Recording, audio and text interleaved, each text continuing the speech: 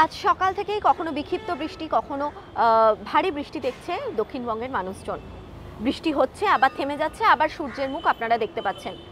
দক্ষিণবঙ্গে আপাতত কয়েকদিন এইভাবেই চলবে, কিন্তু হাওয়া অফিস বলছে উত্তরবঙ্গে কিন্তু অতি ভারী বৃষ্টি হবে। কোথায় কোথায় বৃষ্টি, কতটা বৃষ্টি, সেই নিয়ে খুঁটিনাটি আপডেট আপনাদের জানাবো। এই মুহূর্তে একটি নিম্নচাপের প্রভাবে বাংলা জুড়ে বৃষ্টি হচ্ছে।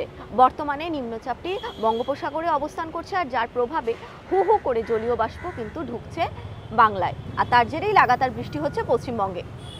আলিপুর ওয়েদার অফিস বলছে আগামী কয়েকদিন কলকাতা সহ দক্ষিণবঙ্গের একাধিক জেলায় বিক্ষিপ্ত ভারী বৃষ্টি হবে, তার সঙ্গে বজ্র বিদ্যুতের পূর্বাভাস রয়েছে। কোথায় কোথায় বৃষ্টি হবে?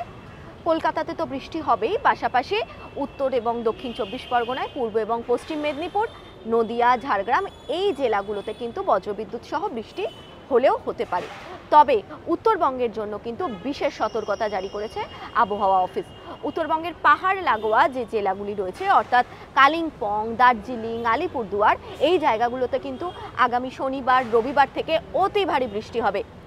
এর পাশাপাশি মালদা, উত্তর দিনাজপুর, বাকি যে জেলাগুলো রয়েছে সেখানে কিন্তু ভারী বৃষ্টির পূর্বাভাস দিচ্ছে ওয়েদার অফিস।